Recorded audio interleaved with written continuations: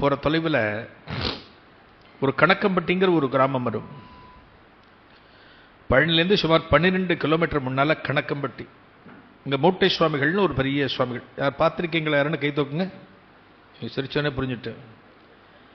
மூட்டை சுவாமிகள்னு ஒரு அற்புதமான ஒரு மகான் வாழ்ந்தார். இப்போ இல்லை. அவர் ஒரு 2 முறை தரிசிக்கக்கூடிய ஒரு பாக்கியம் கிடைச்சது. இந்த மூட்டை சுவாமிகள் என்ன சொல்வார்னா, போகரோட அடுத்த அவதாரம் என்று சொல்வார்கள்.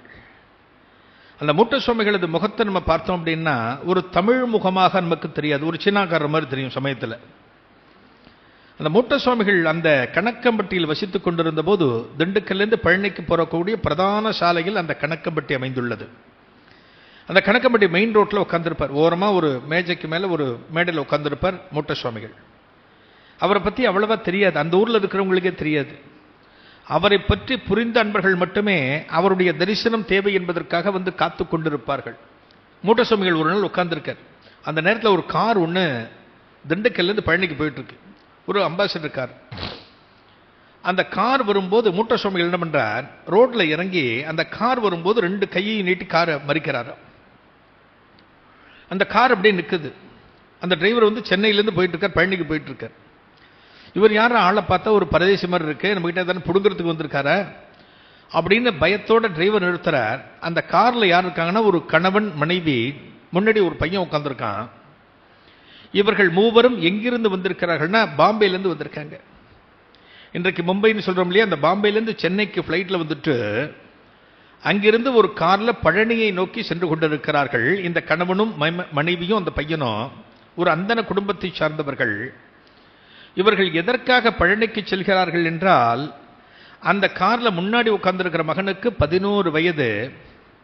அந்த மகனுக்கு பிறந்ததில் இருந்தே பேச்சு கிடையாது. நல்ல வசதியான குடும்பம். இவர்கள் என்னென்னவோ செய்து பார்த்தார்கள், எவ்வளவோ பரிகாரம் பண்ணாங்க, எத்தனையோ கோவிலுக்கு போனாங்க. பையனுக்கு பேச்சு வரும் பண்ணாங்க, ஒண்ணுமே பலன் கொடுக்கல. பையனுக்கு பேச்சே வரல. யாரோ ஒரு ஜோசியர் அவங்க வீட்டில் சொல்லிருக்காங்க, நீங்க ஒரு தடவை பழனிக்கு போயிட்டு வாங்க, தண்டாயுதபாணி தரிசனம் பண்ணிட்டு வாங்க, அந்த முருகப்பெருமான் எல்லா வளங்களையும் அருள்வான் என்று சொன்ன உடனே ஒரு நாள் ஏற்பாடு பண்ணி பழனிக்கு போயிட்டு இருக்காங்க. ஒரு 12 பழனிக்கு முன்னால கார் நிற்குது. இன்னும் 12 கிலோமீட்டர் போனால் முருகப்பெருமானை பார்த்துடலாம். கார் இங்கே மறிச்சு நிற்கிற அந்த டிரைவர் சொல்றார், நாங்க போகணும்னு உள்ளே இருந்து பேசுறார். மூட்டை சுவாமிகள் சொல்றார், அந்த கணவன் மனைவி பார்த்து கீழே இறங்கு அப்படின்னு ஜாட காமிக்கிறார். ரோடுக்கு நடுப்புற நிற்கிறார், வண்டி போக முடியாது. அந்த கிராமத்தில் இருக்கிறவங்க மெல்ல சொல்றாங்க, அம்மா இறங்கிருங்கம்மா, ஒரு சாமி எதுக்கு உங்களை கூப்பிடுறான்னு தெரியல, கீழே இறங்கிடுங்கன்னு அந்த கிராமத்தில் இருக்கக்கூடிய ஒரு சில பெண்மணிகள் இந்த கார் கிட்ட வந்து இவங்கள்ட்ட சொல்றாங்க. இந்த கணவனும் மனைவியும் கீழே இறங்குறாங்க. என்ன பண்றதுன்னு தெரியாம தவிச்சுட்டு இருக்கிறாங்க. அவன் யார், உன் மகனா, அவனையும் இறங்க சொல்லு அப்படிங்கிற. முன்னாடி உட்காந்துருக்கான் பையன், அவனும் இறங்கி நிற்கிறான், இந்த டிரைவரும் இறங்கி நிற்கிறார். மூட்டை சுவாமிகள் என்ன பண்றார், இந்த அம்மாவை பார்த்துட்டு எங்கடி போயிட்டு இருக்கீங்க எல்லாம் அப்படிங்கிற. அவர் பேசுகிற பாஷை வந்து ரொம்ப சிங்குலரில் தான் சொல்லுவார். என்னடி, என்னடா, பல பாஷைகள் பேசுவார். இப்படி கேட்ட உடனே இந்த அம்மா சொல்கிறாங்க, நாங்கள் பழனிக்கு போயிட்டுருக்கோம் அப்படின்னு இந்த அம்மா பயத்தோடு சொல்கிறாங்க. இவர் என்ன பண்ணுவார், ஏது பண்ணுவார்னு தெரியலையே, இவர் யாருன்னு புரியலையேன்னு பயந்துட்டு இருக்காங்க. மூட்டை சுவாமிகள் அந்த அம்மாவை பார்த்து சொல்கிறாராம், அதோ அந்த கடைக்கு போய்ட்டு ஒரு பிரியாணி பொட்டல் எனக்கு வாங்கிட்டு வா அப்படிங்கிற. பிரியாணின்னா அசைவ உணவு. இந்த அம்மா திரும்பி அந்த கடையை பார்க்குறாங்க. அந்த கடையில் கோழி, நண்டு எல்லா படமும் போட்டு வச்சுருக்காங்க. இந்த அம்மா பிராமண குலத்தை சேர்ந்த பெண்மணி. இந்த அம்மாவுக்கு அந்த கடை போர்டை படுத்த உடனே மாமிதி குமட்ட ஆரம்பிச்சிருச்சு இந்த அம்மாவுக்கு. இந்த அம்மா சொல்கிறாங்க, நான் வேணா காசு கொடுத்துட்றேன், நீங்கள் யார்ட்டையானு வாங்கி சாப்பிடுங்கன்னு இந்த அம்மா சொல்கிறாங்க. ஏண்டி நான் உங்ககிட்ட தாண்டி சொல்கிறேன், நீ போய் வாங்கிட்டு வாங்க போய் அப்படின்னு ஒரு உத்தரவாக இந்த மூட்டை சுவாமிகள் சொல்கிறார். அந்த கிராமத்து பெண்மணிகள் சொல்றாங்க, அம்மா சாமி சொன்னா அர்த்தம் இருக்குமா, போய் வாங்கிட்டு வந்து கொடுங்கம்மா, சாமி நல்லதுக்கு தான் கேட்கிறார், போய் வாங்கிட்டு வந்து கொடுங்கம்மா. அந்த கிராமத்து பெண்மணிகள் சொல்றாங்க.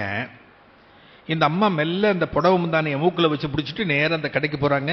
என்ன காசோ கொடுக்குறாங்க, ஒரு பிரியாணி பொட்டலத்தை வாங்குறாங்க. மூக்கு அப்படியே பிடிச்சிட்டே வந்து நேர மூட்டை சுவாமிகள் கிட்ட இந்த பொட்டலத்தை அப்படியே கொடுக்குறாங்க. இந்த பொட்டலம் மூட்டை சுவாமிகள் கிட்ட வந்துடுச்சு. இப்போ ஒரு அசைவ உணவு தன் கையில் வந்த உடனே மூட்டை சுவாமிகள் அந்த பொட்டலத்தை பிரிக்கிறார். பிரிச்ச உடனே உள்ள பார்த்தா ஆவி வந்துட்டு இருக்கு, சுட சுட இருக்கு அந்த சாப்பாடு. பிரிச்சு உள்ள பார்த்தா நல்ல கதம்ப சாம்பார் சாதம்.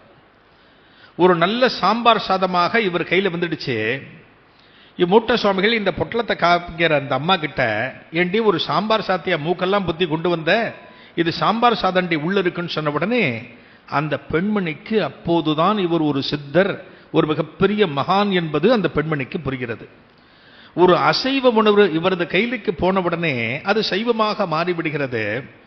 இதை பார்த்த உடனே இந்த அம்மா நிற்கிறாங்க, சாமி நாங்கள் கிளம்பலாமா, பழனிக்கு போகணும், எங்களுக்கு டைம் ஆச்சுன்னு சொன்ன உடனே இந்த சாம்பார் சாத்திலேருந்து ஒரு பிடி எடுத்து இந்த மனைவிக்கு கொடுக்குறாங்க, அம்மாவுக்கு சாப்பிட்றீ அப்படின்னு கொடுக்குறாரு. அடுத்து ஒரு பிடி எடுத்து அவருடைய கணவருக்கு கொடுக்குறாங்க, அவரும் சாப்பிட்றாரு. இந்த பையன் 11 வயசு பையன் இருக்கா இல்லையா, பேச முடியாத பையன், அவன் அப்படியே தனது கையால் பிடிச்சி தன்கிட்ட இழுத்து தானே ஒரே ஒரு கவளத்தை அவனது வாயில் ஊட்டி விடுகிறாராம் மூட்டை சுவாமிகள். இதுதான் பெரிய கிருபை என்பது. ஒரு வாயில ஒரு வாய் ஊட்டி விடுறார், இந்த பொட்டலத்தை அப்படியே கையில் வச்சிருக்கார். இந்த கிராமத்தில் இருக்கக்கூடிய பெண்மணிகள் அத்தனை பேர் பார்த்துட்டு இருக்காங்க, சாமி இதை நம்மள்கிட்ட கொடுத்தாங்கன்னா பெரிய பிரசாதமாச்சே அப்படின்னு அந்த கிராமத்தில் இருப்பவர்கள் காத்து கொண்டிருக்கிறார்கள். மூட்டை சுவாமிகள் அப்படியே திரும்பி பார்க்கிறார், அவர்களை அழைக்கிறார், இந்த பொட்டலத்தை அப்படியே கொடுத்து நீங்க எல்லாம் சாப்பிடுங்கடி அப்படின்னு சொல்லிட்டு மூட்டை சுவாமிகள் மலைக்கு மேலே ஏறிட்டார். இந்த பிரதான ரோட்டில் பார்த்தோம் அப்படின்னா இந்த பக்கம் கணக்கம்பட்டி, இந்த பக்கம் மலைத்தொடரானது காணப்படும். பாதி நேரம் மலைக்கு மேலே போடுவார் மூட்டை சுவாமிகள். இவர்கள் போன பிறகு இந்த கார் இங்கிருந்து புறப்படுகிறது. எங்க? பழனிக்கு போகணும். பழனிக்கு போறதுக்காக ஒரு கிலோமீட்டர் 1.5 கிலோமீட்டர் இந்த கார் பயணிச்சு போன பிறகு ஏத்தாப்புல ஒரு யானை ஒன்று வருது. யானையெல்லாம் நிறைய உண்டு பழனி பக்கத்தில். ஒரு யானை ஒன்று வருது, யானைக்கு மேல் பாகன் அமர்ந்து கொண்டு இருக்கிறான். இந்த காருக்கு முன்னால இந்த பையன் 11 வயசு பையன், பேச முடியாத பையன் உட்கார்ந்துருக்கான். பின்னாடி அம்மாவும் அப்பாவும் உட்கார்ந்துருக்காங்க. இந்த யானை வரதை பார்த்த உடனே பொதுவாக பிரம்மாண்டமாக இருக்கக்கூடிய விஷயங்கள் அத்தனையுமே நமது பார்வையும் கவனத்தையும் கவர்ந்துவிடும். ஒரு யானை வருதுன்னா உற்சாகம் நமக்கு, நம்ம பெரியவங்களுக்கே வந்துடும் யானை. ஒரு தேர் பார்க்குறோம் அப்படின்னா தேரை பார்த்த உடனே நமக்கு உற்சாகம் வந்துடும். ஒரு விமானம் பறக்கிறது அப்படின்னா பார்த்தாலே நமக்கு உற்சாகம் வந்துடும். மிக பிரம்மாண்டமான விஷயங்கள் அத்தனையுமே நமது கண்ணையும் கவனத்தையும் கவர்பவை. இந்த யானை வரதை பார்த்த உடனே முன்னாடி இருக்கிற அந்த பையன், ஒரு 11 வயசு பையன், யானையை பார்க்கறான், குதூகலமாகின்றான். யானையை பார்த்த உடனே அவனுக்குள் ஒரு சந்தோஷம். திடீர்னு இந்த கார்லேருந்து ஒரு குரல் வருகிறது, அம்மா யானை வருகிறதம்மான்னு ஒரு குரல் வருகிறது.